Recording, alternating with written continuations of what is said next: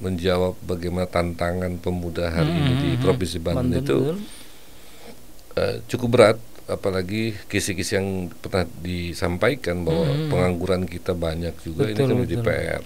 Kenapa sih nggak dari hari ini potensinya kolaborasi pemuda jangan diarahkan kepada politik saja, tapi ada arahkan yang ke lain, misalnya kan ke perekonomian, ke usaha, kemudian ke pertanian. Betul. Ya, memang ada sebagian yang sudah berjalan, tapi kan nggak menyeluruh, nggak komprehensif.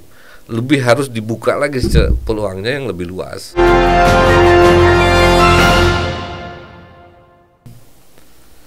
Baik, Assalamualaikum warahmatullahi wabarakatuh. Waalaikumsalam warahmatullahi wabarakatuh.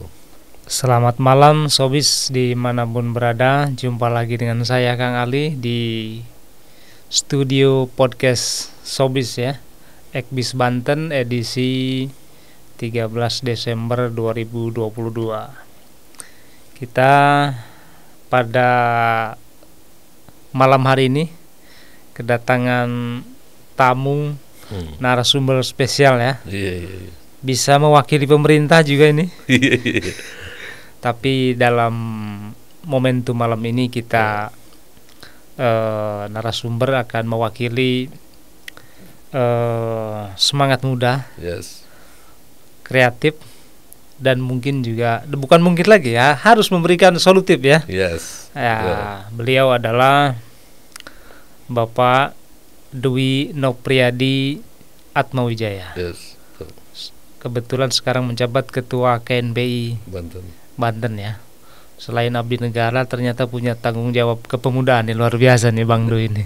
Apa kabar Bang Dwi? Baik Kang Ali. Kita mau bicara apa ini Bang Dwi? Ya, sesuai tema ya.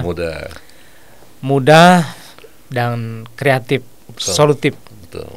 Nah, ini tentu kalau lihat nama besar KNPI-nya, besar juga tanggung jawabnya sepertinya nih Bang.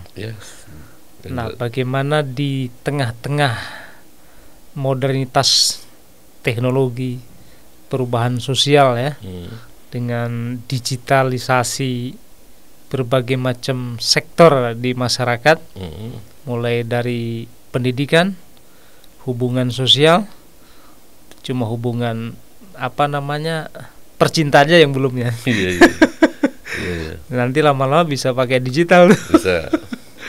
Artinya tantangannya dalam konteks Komite Nasional Pemuda Indonesia di wilayah Banten ini tidak ringan Bang. Betul. Tidak ringan, sehingga saya kira ya sebagai motor penggerak, pemimpin tentu harus ada ide-ide kreatif yang sebenarnya sudah disimpan. Maunya kemana dan bagaimana. Jumlah angkatan kerja yang terus bertambah, baik dari kampus, perguruan tinggi, ataupun sekolah-sekolah kejuruan. Nah, ini saya kira bebannya, kalau saya bayangkan ya, seorang ketua ini lihat anak muda di jalan misalnya, itu pasti tersentuh. Ini kalau saya kayak begitu bagaimana ini? Saya punya tanggung jawab nih. Nah, seputar itu barangkali Sobat Ekbis, Pak Bang Dwi ya, akan menyampaikan kondisi terkini kepemudaan di Banten dan harapan-harapannya, tantangannya, sekaligus juga agenda-agenda besar ke depan. Nanti rileks saja Bang ya. Dipersilakan Bang. Terima kasih Kang Ali. Terima kasih, alhamdulillah bisa diundang di momentum podcast Ekbis ini pada malam hari ini. Dan terima kasih penerimaan suasana hangat kepada saya, dan emang cukup berat apa yang ditanyakan tadi. Menjawab bagaimana tantangan pemuda hari ini di Provinsi Banten itu cukup berat, apalagi kisi-kisi yang pernah disampaikan bahwa pengangguran kita banyak juga. Ini kan menjadi PR. Tapi kita juga nggak ingin putus asa bahwa kita tetap akan gantungkan harapan itu di kepemudaan di Banten, tentunya bekerja sama dengan pemerintah, karena KNPI itu juga menjadi mitra pemerintah. Betul. Untuk menjawab itu, dalam satu sisi pengangguran saja misalnya yang pernah disebutkan kita juara ketiga begitu kan. di Indonesia ini memang harus diurai. Itu pertama diurainya memang ada urban di sana, ada urbanisasi tentunya di wilayah Tangerang Raya. Cuman kita nggak bicara menyalahkan urban juga, betul. Tapi bagaimana yang lulusan tadi, lulusan perguruan tinggi, kemudian SMA, SMK dan segala macam, itu menjadi pokok pikiran kita. Dan memang di KNPI pernah berdiskusi soal itu, terutama saat setelah saya dilantik, kemudian saya bekerja sama dengan Polda Banten. Saya sampaikan kepada Polda bahwa pemuda hari ini di Banten harus diberikan kreativitas, harus dikolaborasikan dengan program-program yang ada, baik di instansi pemerintah ataupun swasta ataupun para penegak hukum. Tentunya Polda lah yang menjawab itu di awal. Saya juga terima kasih Polda begitu cepat menangkap ruang-ruang itu, karena memang bicara ketertiban dan keamanan yang ada di Banten ini saat ini Polda sangat bertanggung jawab. Ya tentunya saya sampaikan bahwa pemuda memang harus dibangun kolaborasi, tanpa mesti juga meraup kocek yang banyak. Begitu kan sebenarnya kan. Bagaimana pemuda di Banten itu bisa berkreasi dan mengurangi pengangguran? Tentunya diberi kerjaan. Ya kerjaan itu nggak mesti juga kerjaan yang ada gaji bulanan, kemudian dapat pensiun, kan nggak mesti. Gitu. Ada pekerjaan yang memang sifatnya ad hoc sementara. Entah ada lembaga-lembaga yang bisa disalurkan teman-teman pemuda, atau juga ada program-program kegiatan pemerintah yang memang dikerjasamakan sehingga menjadi pekerjaan, sehingga menjadi kegiatan yang positif, kemudian menghasilkan sesuatu sehingga ketertiban, ketentraman, keamanan bisa terjadi. Ya, saya juga sempat berseloroh bahwa apabila pemuda tidak diberikan arahan, tidak diberikan jalan way out itu, jalan keluar itu, problem solver itu, ya tentunya banyak dampak yang bisa ditimbulkannya ya tentunya pada hal-hal yang negatif. Betul. Mengganggu ketentraman, ketertiban, kenyamanan, banyak. Karena pemuda itu satu corong, kemudian pemuda itu juga menjadi ujung tombak bagaimana perubahan-perubahan sosial. Betul. Ya kalau pemuda kemudian sudah dikooptasi misalnya pada kegiatan yang memang mengarah kepada kerusakan, ya pemuda sangat gampang dipengaruhinya, karena memang belum ada satu bentuk yang kuat begitu kan. Nah inilah peran saya yang menyambungkan, peran KNPI di bawah pimpinan saya yang menyambungkan kepada pemerintah maupun kepada instansi yang lain. Ya tentunya saya disambut baik oleh Polda. Memang saya minta bahwa Polda program-program yang bisa kerjasama dengan anak-anak muda ya diberikanlah ruang-ruang itu. Kemudian KPU juga misalnya ada kegiatan pengawasan pemantauan pemilu ya kita kerjasamakan sehingga pemuda bisa kita didistribusikan dan bekerja untuk membangun ketertiban dan keamanan. Kalau dengan itu Bang, misalnya karena kan level koordinasi tentu dengan pimpinan ya. Betul. Instansi di Banten ini kan bukan hanya pemerintah. Betul.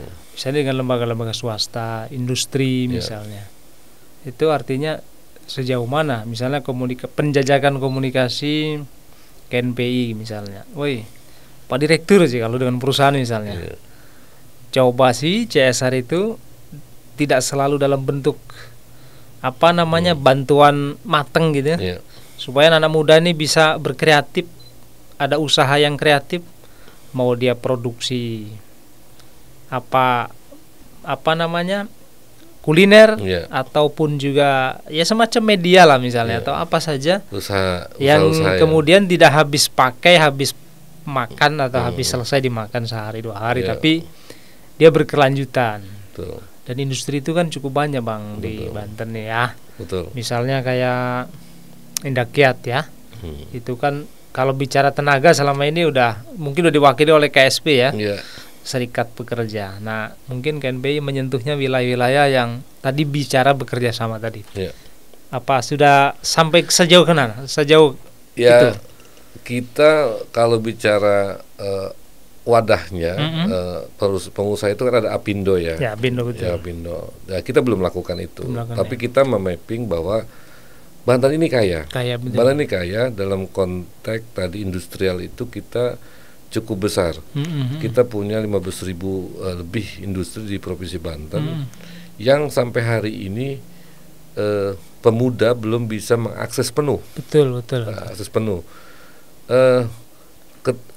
CSR itu program-program yang ada di perusahaan itu diwadahi melalui Perda, Perda CSR. Nah, Perda CSR ini sudah ada jalurnya, itu dibentuklah komite CSR itu yang ada hari ini di, kalau nggak salah, di Bapeda.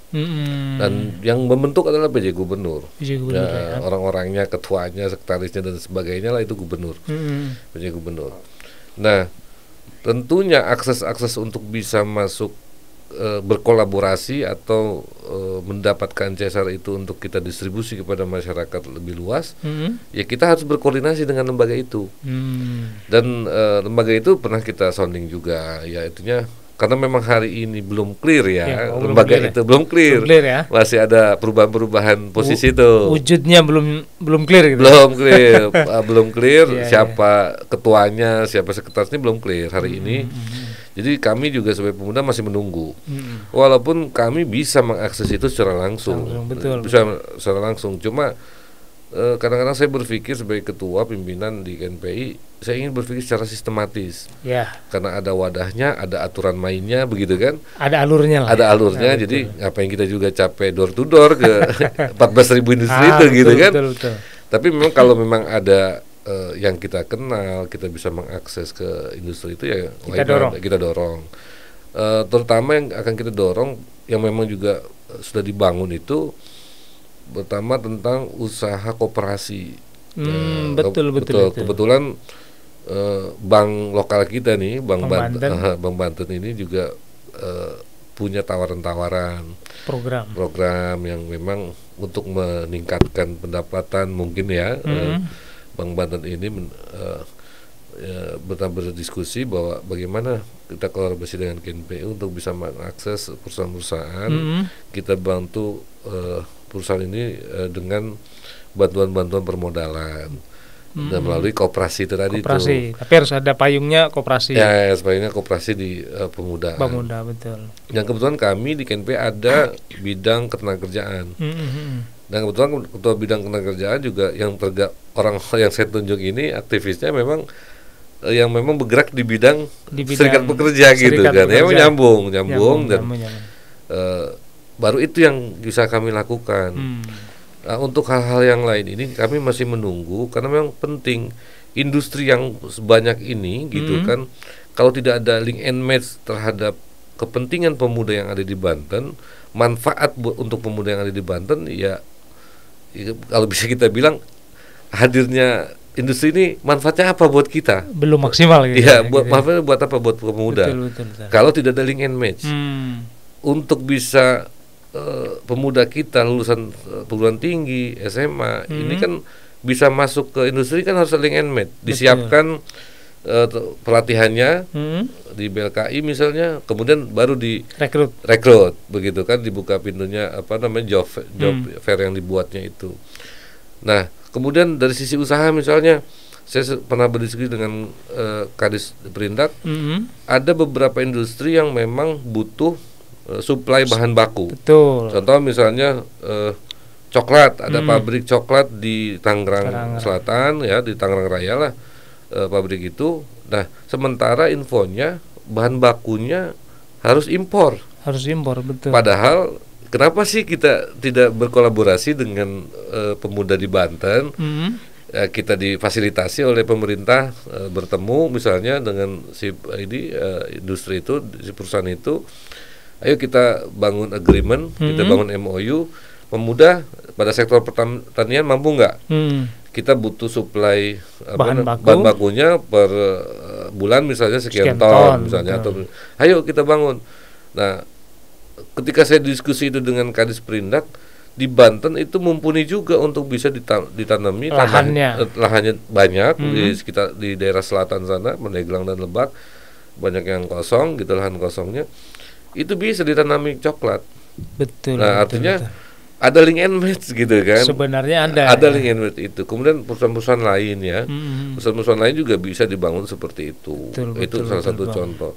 Cuma memang lagi-lagi memulai agreement itu, MOU itu harus dari mana? Nah, gitu. Harus dari mana? Kalau diskusi itu sudah data ya, kita sudah punya beberapa data. Memang sepertinya yang punya kewenangan tuh Kadin ya. Ya, atau apakah Kadin kah? Apindo atau kan?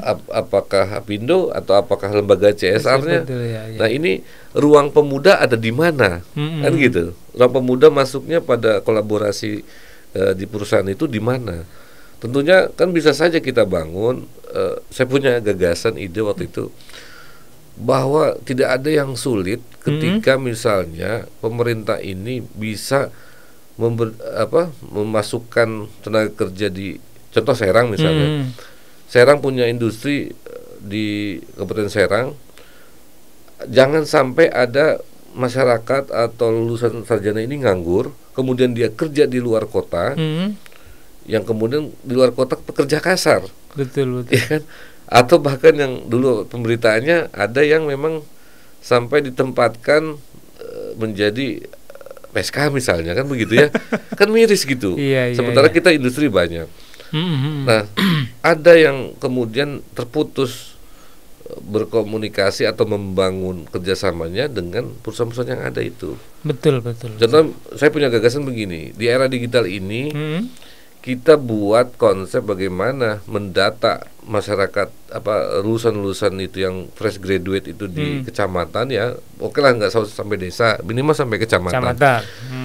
Yang terakses melalui media online atau digitalisasi. Sampaikan program-programnya, entah itulah dalam bentuk LPK, kan ada. LPK itu lembaga ketenagakerjaan itu ya, lembaga pengelolaannya. Itu sampai pada tingkat kecamatan itu sampaikan ya melalui program digitalisasi misalnya dalam bentuk website atau form aplikasi misalnya didata ketika di Serang contohnya ketika ada pemuda-pemuda yang hari ini kan pemuda semua sudah melek lah digital lah, minimal bicara aplikasi dia bisa lah, tinggal fasilitasi wifi-nya aja kan begitu. Kecamatan dan desa sudah mulai hari ini memfasilitasi wifi. Dah dia membuka itu, membuka aplikasi itu, dia cek, oh ada nih lowongan di sini, kan kemudian dia isi data itu. Atau sebelum lowongan dimunculkan, minimal lembaga yang ada yang dibentuk pemerintah atau misalnya mau kolaborasi dengan kita dengan KNPI ya, kita siapkan gitu kan ya. Nih ada wadahnya, kalian yang di kecamatan pemuda-pemuda ngisi di sini, ngisi di lembaran form ini, di form aplikasi kita. Nah kemudian kita yang ada kerjasama dengan industri, nanti industri ambilnya dari sini ya, dari aplikasi kita. Nah, lihat sesuaikan, karena kan mudah digitalisasi, mereka mengisi industri tinggal bisa lihat, oh ini loh ya, ini lulusannya S1 ini misalnya teknik industri atau apa, dia bisa ambil comot itu. Ketika perusahaan itu butuh, yang sesuai dengan kompetensi dan yang dibutuhkan, sehingga itu meminimalisir bisa memberdayakan pengangguran yang ada di lokal ya, di daerah yang masing-masing. Begitupun daerah lain, iya. Jadi tidak ada lagi tuh keluar kota yang kemudian nggak jelas juga gitu. Ya nggak apa-apa keluar kota bang. Iya nggak apa-apa sih kalau jelas kan gitu ya. Betul. Dan memang ini kembali kepada artinya tantangan dan peluang ya. Kita tidak boleh pesimis, tidak boleh kecil hati. Misalnya sederhana, saya bertanya misalnya begini, pernah nggak kepikiran misalnya KNPI bikin sekolah pengusaha bang, gitu kan? Oh iya. Ya, jadi diseleksi di provinsi ini yang kompetensinya, minatnya, ide-idenya dan kemudian kemauannya, dan itu hasil sekolah pengusahanya itu nanti dilaporkan tuh ke pemerintah atau ke lembaga-lembaga terkait. Ini loh yang siap jadi pengusaha di berbagai bidangnya masing-masing tentu kan. Kira-kira kepikiran gak itu bang sana tuh? Ya, mungkin bentuknya beda ya, bentuknya beda.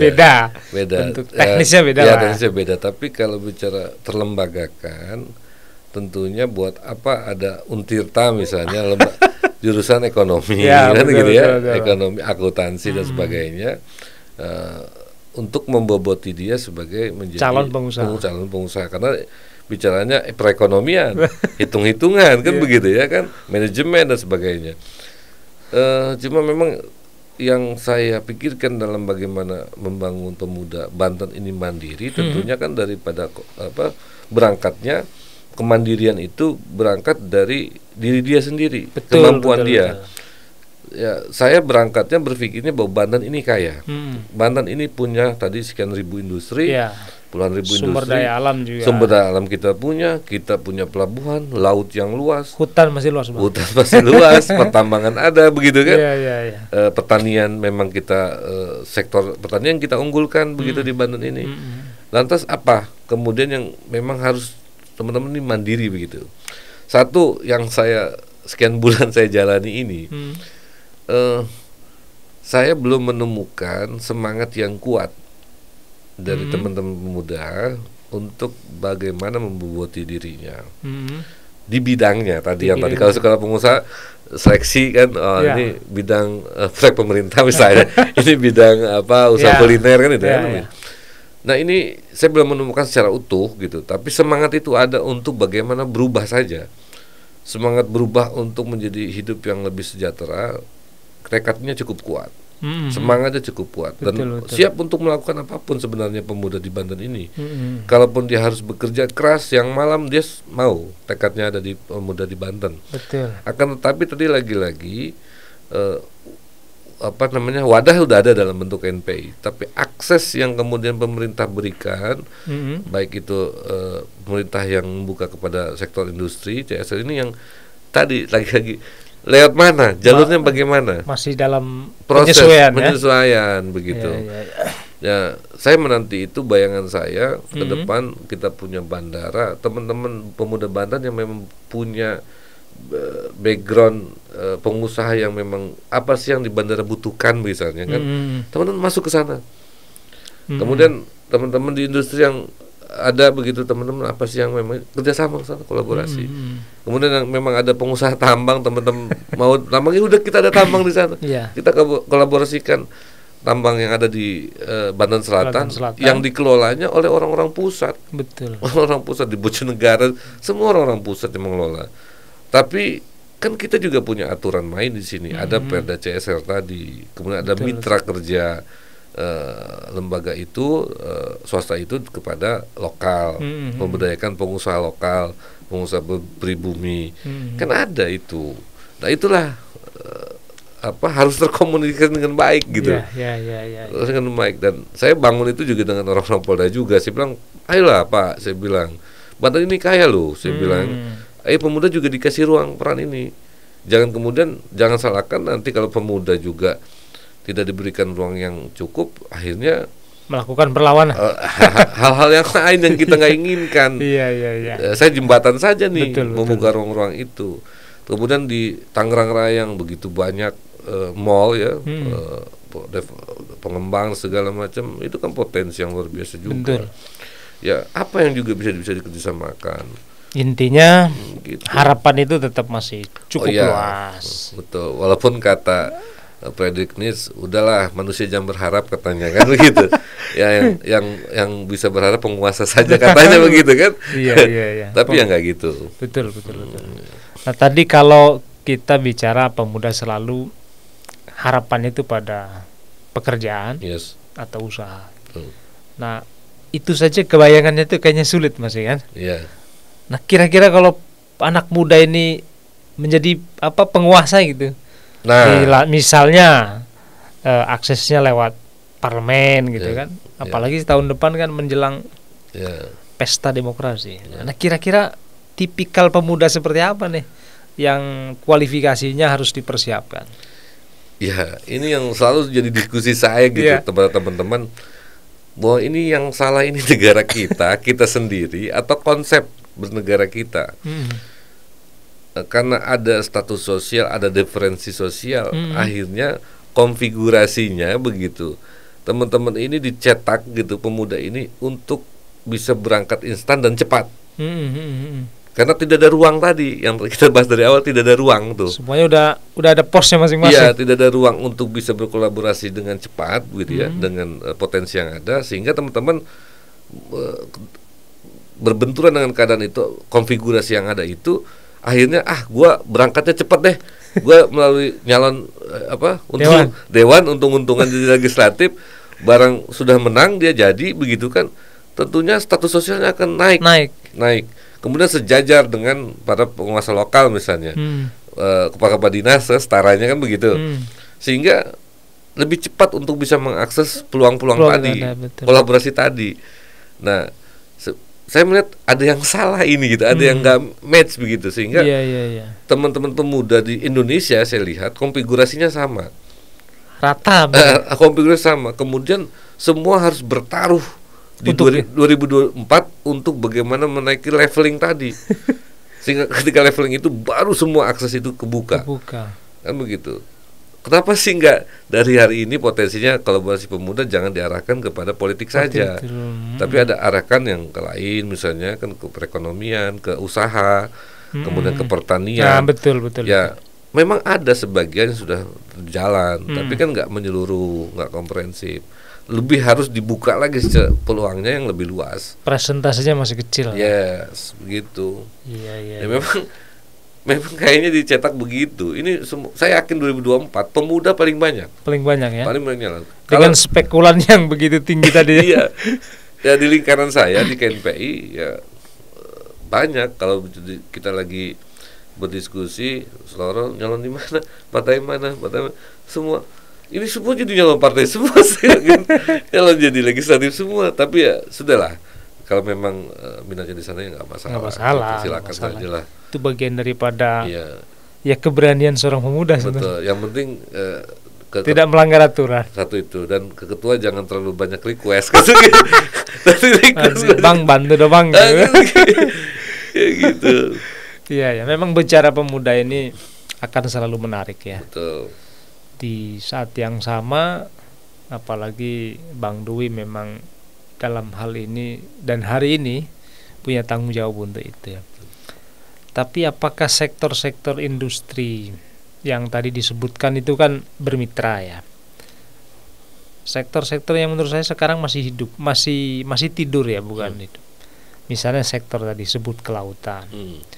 Populasi nelayan kita hari ini itu kalaupun diisi ya mungkin bukan anak muda, tapi orang-orang yang sudah usia 50 up lah ya. Begitu juga sektor pertanian.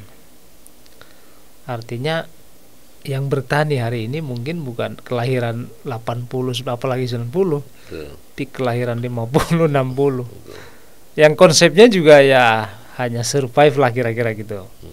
Mungkin Bang Dwi punya mimpi atau terobosan. Gimana nih hutan supaya nggak dicuri orang, laut nggak dicuri orang? Wah, ini semakin menarik ini gitu. Iya. Ya, provinsi saya lihat sudah punya wadah. Dibentuklah oleh Pak Gubernur Wahidin Halim. Ini juga sebuah terobosan. Namanya BUMD-nya itu Agrobisnis Mandiri (ABM). Ya kan? Agrobisnis Mandiri. Ya, bukan ABM ya, bukan asal bapak mau, bukan ini. Yang penting agrobisnis mandiri. Nah, kalau saya lihat di perdanya itu betul-betul mulia. Ada beberapa pasal yang saya lihat ini bisa mengakses kepada petani yang paling bawah, sehingga tujuannya memutus mata rantai tengkulak. Sehingga kenapa memutus mata rantai itu, dibeli dia petani semurah-murahnya, ketika dia masuk ke pasar dia semahal-mahalnya. Sekarang PDW jualannya. Ya, akhirnya inflasi dan sebagainya, begitu dan seterusnya. Nah, itu sebenarnya mulia. Cuma saya belum menemukan hari ini ABM berbuat apa. Tapi penyertaan modalnya lumayan tuh Bang. Ya, penyertaan modal cukup besar. Ya. Dan saya tanya, ya belum digunakan juga, masih dideposit katanya kan. Ya nggak tahu udah jalan atau belum. Tapi saya pernah lihat dia ada baru usaha air segala macam. Jadi belum banyak ya informasi yang, cuma saya baru sepintas. Tapi mudah-mudahan sudah bisa berjalan. Tapi memang cobalah, ingin ada wadah ini yang sudah dibuat oleh Pak Gubernur, terobosan baru ini yang jauh-jauh berkunjung ke Jawa Timur untuk studi banding. Kemudian kalau sudah dibentuk ini nggak ada berbuat apa-apa atau nggak cepat begitu terobosannya. Iya. Kalau lihat dari pedenya cukup bagus, cukup mulia gitu kan. Ya memang juga masih menunggu support pasar induk. Betul. Pasar induk ini di Cikande dulu untuk bagaimana berimbang antara Tangerang, Serang begitu kan. Semua suplainya dari situ, dari Banten ya, dari sekitar Serang dan Pandeglang larinya ke situ. Pasar induk di Cikande kemudian bisa diambil ke Jakarta, ke Tangerang sebagainya. Betul. Nah, untuk bagaimana tadi potensi itu berhasil, lembaganya sudah diciptakan. Nah, ini yang sudah harusnya bergerak secara masif begitu kan. Mau ke kelompok tani mau kolaborasi dengan kita KNPI sebagai kepanjangan tangan. Ya silakan begitu kan, tapi hari ini memang belum ya. Nggak ngerti juga saya begitu kan, dia sudah dibayar mahal-mahal oleh negara begitu kan lembaga ini, tapi belum menunjukkan progres yang terbaik begitu. Tapi saya masih berharap beliau-beliau ini yang menjabat direktur, direksi yang dibayar oleh pajak negara, pajak masyarakat ya berbuat secara maksimal lah. Ya Pemuda akan terus memantau itu. Dan gitu. Itu lembaganya lembaga kompeten itu ya. Betul. Betul ya. Siapapun ketika dimodali begitu kan oleh pemerintah tuh duitnya silakan buat terobosan baru. Ya siapapun saya yakin bisa lah. Harusnya begitu kan. Long dimodali kan begitu kan. Nggak ada uang bingung. Nah, ada uang. Nah, itu sama halnya dulu BGD kan begitu yang saya tangkap. Nah, jangan berulang lagi seperti itu. Sayangilah masyarakat kita, pemuda kita. Kan bisa untuk diberdayakan. Ini beberapa catatan juga teman-teman diskusinya, Bang, ini kayaknya ABM harus kita dorong ini, begitu kan. Kalau memang nggak ada perubahan yang baik, ya sudahlah pada ganti aja kita yang jadi. Ya begitu. Karena ya dimodalin kok. Pemerintah tuh modalin, penyertaan modalnya 50 miliar. Kan nggak sedikit. 50 atau kegedean jadi bingung dia ngelolanya. Ya kasih ke Xbis aja ya. Artinya jadi TV di Xbis ini kan. Jangan dikira karena biasa usaha modal kecil kasih modal gede bingung, Bang. Betul. Nah, akhirnya petani-petani kita itu belum bisa merasakan secara maksimal manfaat dari lembaga ini. Karena memang kalau bicara membangun tadi produksi kita semakin bagus di sektor pertanian, kemudian bisa memberdayakan pemuda juga masuk, ya lembaga ini juga ikut bertanggung jawab menurut saya. Karena ini lembaga bisnis yang bisa juga membangun kolaborasi. Sekalipun ada misalnya dinas pertanian juga ikut mendorong kelompok-kelompok tani. Betul. Nah, ini kan bisa didorong bersama-sama untuk bagaimana sektor pertanian di Banten ini lebih produktif lagi. Minimal pangan kita, stok pangan kita aman, stabil atau bahkan melimpah, surplus lah ya. Surplus kan bisa supply kemana kan begitu ya. Betul. Nah, kelautan pun lembaga ini juga bisa menjadi bagian yang sama. Karena bicaranya agrobisnis mandiri, dia bisa melebar kemana-mana di sektor kelautan. Walaupun secara spesifik di Banten tidak ada lembaga khusus menangani kelautan. Betul. Hanya dinas saja, Dinas Kelautan dan Perikanan. Tapi terbatas juga ketika saya tahu DKP ini terbatas untuk bagaimana melakukan pembinaan pada nelayan-nelayan yang ada, kotak tani dan nelayan itu, andalan itu ya katanya terbatas dengan anggaran yang terbatas juga. Mereka akhirnya para nelayan kita atau pemuda yang memang punya passionnya di bidang kelautan juga terbatas. Luar biasa. Ini banyak PR. Tanpa terasa. Betul. Walaupun santai udah hampir 40 menit nih. Wah, iya. Iya emang kalau ini banyak sekali ternyata ya tantangannya. Mudah-mudahan sambil dipikirkan oleh Pak Ketua ada program-program yang berjalan meskipun lambat tapi berjalan. Yes. Betul. Jangan stuck, Bang. Nanti jadi penyakit. Alon-alon asa kelakuan. Boleh. Baik, Sobat Ekbis, sebenarnya masih panjang yang harus didiskusikan, Bang. Tapi mungkin di next time ya. Ya, siap. Di waktu yang lebih siap. Siap. Kelihatannya ini lelah sekali nih Abang. Iya dari pagi kita dari pagi malam-malam harus menyampaikan ide-ide dan terobosan serta pemikiran. Baik Sobat Ekbis, demikian diskusi hangat kita dengan Ketua KNPI Banten, Bang Dwi Nopriyadi Atmawijaya. Kata kru kita tuh nama darah biru nih. Ya, mudah-mudahan aja lah. Amin. Semoga bermanfaat. Amin. Dan Sobat Ekbis bisa melihat kembali di YouTube di channel Ekbis Banten. Kata kunci terakhir boleh ya? Boleh. Closing statement ya? Boleh. Hari ini pemuda Banten melalui wadahnya KNPI Provinsi Banten hanya ingin menyampaikan kepada para penguasa di Banten, baik itu eksekutif dalam hal ini PJ Gubernur Banten, kemudian pimpinan dewan yang ada, agar ke depan bisa membuka akses lebar-lebarnya ruang kolaborasi pemuda dan diberikan ruang kepada potensi-potensi yang ada di Provinsi Banten. Itu aja closing statement saya. Baik. Mudah-mudahan didengar oleh Bapak Gubernur, PJ Gubernur ya. Amin, ya. Atau stakeholder yang lain. Yes. Yang punya kepedulian dengan jumlah pemuda yang melimpah. Betul. Betul. Sehingga Banten tidak terbebani oleh angka pengangguran. Yes. Yang muda ini diciptakan menjadi kreatif dan menghasilkan sesuatu, dan Banten ekonominya meningkat. Amin. Betul.